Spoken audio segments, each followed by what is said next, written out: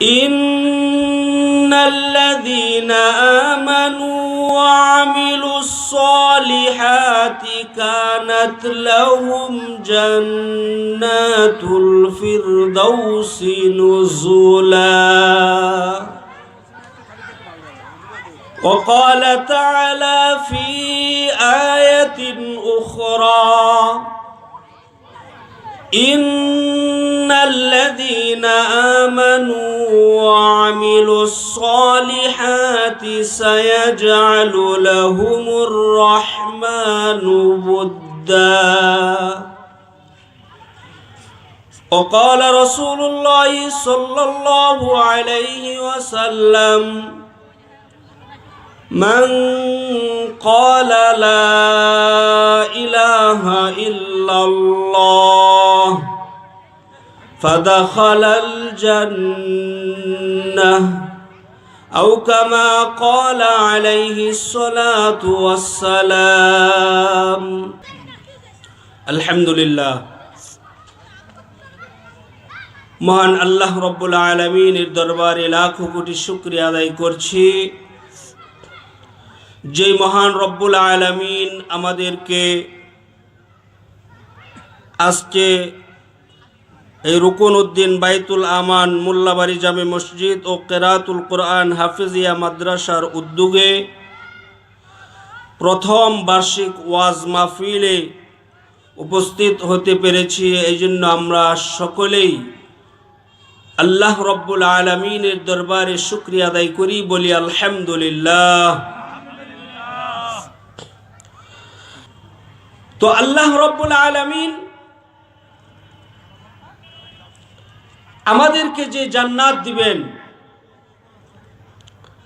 জান্নাতের আশা করে না এমন কোন মানুষ পৃথিবীতে আছে?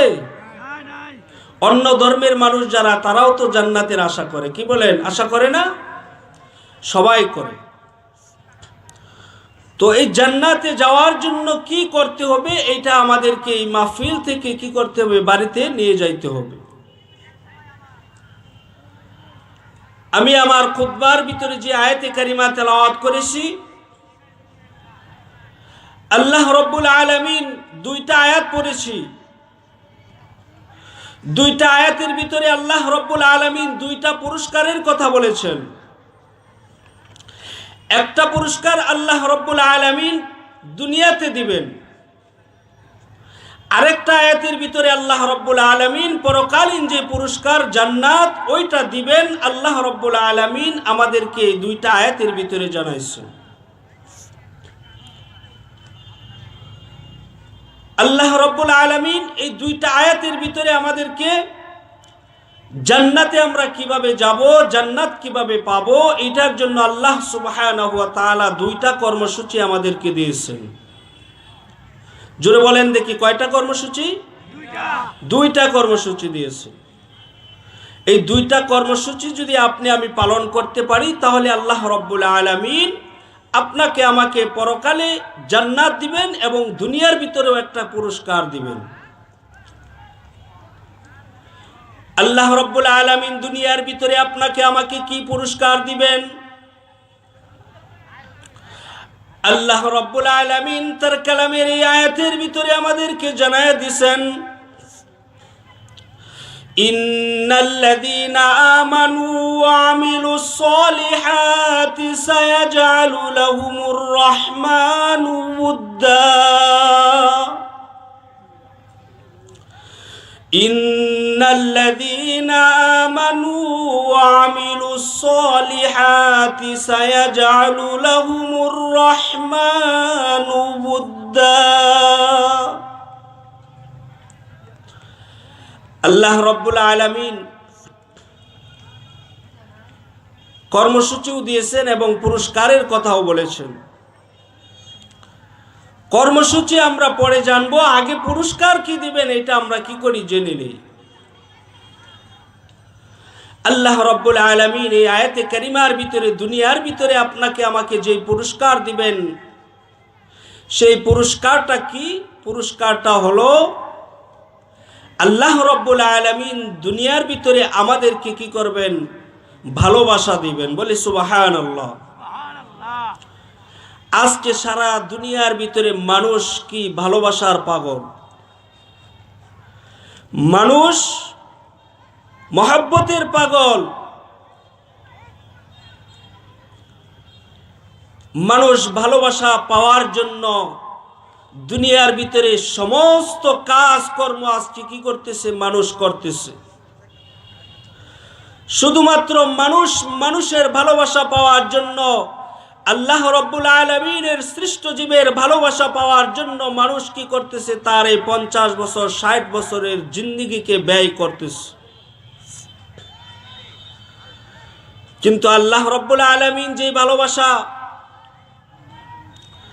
আমাদেরকে দিবেন, কি কর্মসূচি পালন করলে পরে আল্লাহ তাআলা এই ভালোবাসা আমাদেরকে দিবেন, এটার খবর আমাদের কাছে নাই। আমরা ওই কর্মসূচি পালন করতে রাজি না। আজকে দুনিয়ার ভিতরে আমরা সমাজের ভিতরে যারা নেতৃত্ব দিতে চাই, বিভিন্ন জায়গায় বিভিন্ন পরিবেশের ভিতরে আমরা যারা আজকে নেতৃত্ব দিতে চাই, সকলে আমরা কি চাই, মানুষের ভালোবাসা চাই। কি বলেন, ঠিক কিনা? সবার ভালোবাসা আমরা চাই। কিন্তু এই ভালোবাসা কিভাবে পাবো? আল্লাহ রাব্বুল আলামিন কি করছেন, দুইটা কর্মসূচি দিয়েছেন। এই কর্মসূচি যদি আপনি আমি পালন করি, তাহলে আল্লাহ রাব্বুল আলামিন, আল্লাহ সুবহানাহু ওয়া তাআলার সৃষ্ট জীবের যত সৃষ্ট জীব আছে, সমস্ত সৃষ্ট জীবের ভালোবাসা আপনার আমার প্রতি আল্লাহ রাব্বুল আলামিন তৈরি করে দিবেন। দুইটা কর্মসূচি আমাদেরকে পালন করতে হবে। আল্লাহ রাব্বুল আলামিন দুনিয়ার ভিতরে আপনাকে আমাকে তার সৃষ্ট জীবের ভালোবাসা আপনার আমার প্রতি তৈরি করে দিবেন যদি আপনি আমি এই দুইটা কর্মসূচি পালন করতে পারি। আল্লাহ রাব্বুল আলামিন আপনি আমি যখন আল্লাহ সুবহানাহু ওয়া তাআলার এই দুইটা কর্মসূচি যখন আপনি আমি পালন করব, তখন সর্বপ্রথম আপনি আমি আল্লাহ রাব্বুল আলামিনের ভালোবাসা পাবো, মহব্বত পাবো। বলি সুবহানাল্লাহ। আর আল্লাহ পাক রব্বুল আলামিন যদি কোনো বান্দাকে ভালোবাসেন, মহব্বত করেন, আল্লাহ সুবহানাহু ওয়া তাআলা আকাশের যত ফেরেশতা আছে সমস্ত ফেরেশতাদেরকে ঘোষণা দিয়ে দিবেন, ও ফেরেশতারা, দুনিয়ার ভিতরে আমি আমার অমুক বান্দাটাকে ভালোবাসি, মহব্বত করি, অতএব তোমরাও কি করো, তাকে ভালোবাসো, মহব্বত করো।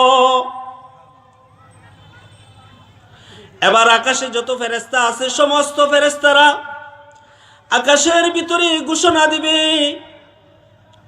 ও ফেরেশতারা, আল্লাহ রাব্বুল আলামিন আমাদেরকে জানায় দিবেন, আল্লাহ রাব্বুল আলামিন দুনিয়ার ভিতরে তার অমুক বান্দাটাকে তিনি আল্লাহ তাআলা তিনি নিজে তাকে ভালোবাসেন, মহব্বত করেন।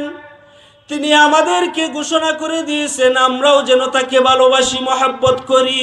বলি সুবহানাল্লাহ। এবার আকাশের ফেরেশতারা ওই লোকটাকে ভালোবাসতে শুরু করবে। এবার আকাশের ফেরেশতারা দুনিয়ার ভিতরে, জমিনের ভিতরে আল্লাহ পাক রব্বুল আলামিনের যত সৃষ্টি আছে সমস্ত সৃষ্টিদেরকে ডাক দিয়া বলবে, ও আল্লাহ পাক রব্বুল আলামিনের সৃষ্টি, দুনিয়ার ভিতরে তোমাদের সাথে চলাফেরা করতেছে, তোমাদের সাথে ওঠা বসা করতেছে অমুক একটা লোক। এই লোকটাকে আল্লাহ পাক রব্বুল আলামিন ভালোবাসেন, মহব্বত করেন। তিনি আমাদেরকে এই লোকটাকে ভালোবাসবার জন্য বলেছেন, এই লোকটাকে মহব্বত করার জন্য আল্লাহ তাআলা আমরা ফেরেশতাদেরকে ঘোষণা করেছেন, ও দুনিয়াবাসী, ও দুনিয়ার মানুষ, আমরা আকাশবাসী, আমরা ফেরেশতা, আমরাও তোমাদের জন্য ঘোষণা করতেছি, আমরা যেহেতু এই মানুষটাকে ভালোবাসি, তোমরা দুনিয়ার সমস্ত সৃষ্ট জীব তাকে ভালোবাসো। এবার দুনিয়ার সমস্ত মানুষ কি করতে থাকবে, আপনাকে ভালোবাসতে থাকবে, মহব্বত করতে থাকবে। এটা হলো আল্লাহ রাব্বুল আলামিনের পুরস্কার। আজকে যে ভালোবাসার জন্য আমরা দুনিয়ার মানুষ পাগল পারা হয়ে গেছি, কিন্তু ভালোবাসা কিভাবে পাবো, কি কাজ করলে পাবো, ওই খবর আমাদের কাছে নাই। কোরআন হাদিসের কাছে আমরা আসতে রাজি না, কোরআন হাদিসের কাছে তো আমরা আসি না, অতএব থাকবে কেমনি? আল্লাহ রাব্বুল আলামিন আরেকটা আয়াতের ভিতরে আমাদেরকে জানাইছেন কি, ইন্নাল্লাযীনা আমানু ওয়া আমিলুস সলিহাতি কানাত লাহুম জান্নাতুল ফিরদাউসি নুজুলা। এই আয়াতের ভিতরে আল্লাহ তাআলা কি করছেন? কর্মসূচি দুইটায় পুরস্কারের কথা ঘোষণা করেছেন।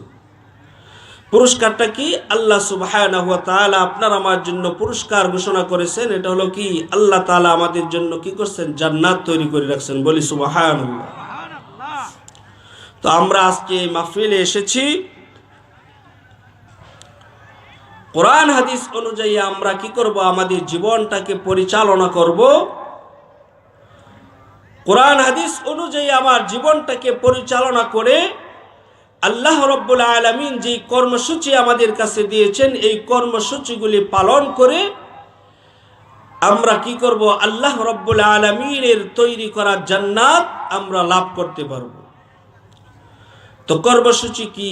প্রথম নাম্বার 1 কর্মসূচি হলো আল্লাহ সুবহানাহু ওয়া তাআলা বলতেছেন, ইন্নাল্লাযীনা আমানু ওয়া আমিলুস সলিহাত। 1 নাম্বার কর্মসূচি হলো কি? তোমরা কি করো? আল্লাহর উপর ঈমান আনো। কি বলেন? আমরা যারা এখানে আসছি আমরা সবাই ঈমানদার না? ঈমানদার তো? কি বলেন? ঈমানদার ঠিকই বলবো, কিন্তু ঈমানদারের, আমি যে ঈমানদার বলতেছি, এই দাবির পিছনে দলিল থাকা দরকার আছে না নাই?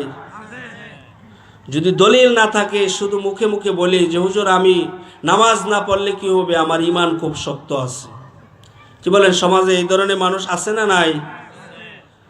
যে নামাজ পড়ে না, কিন্তু তাকে জিজ্ঞাসা করা হলে সে বলে যে হুজুর নামাজ না পড়লে কি হবে, আমার ঈমান খুব শক্ত আছে। দাবির পিছনে কি নাই? দলিল নাই। এটা দলিল ছাড়া দাবি।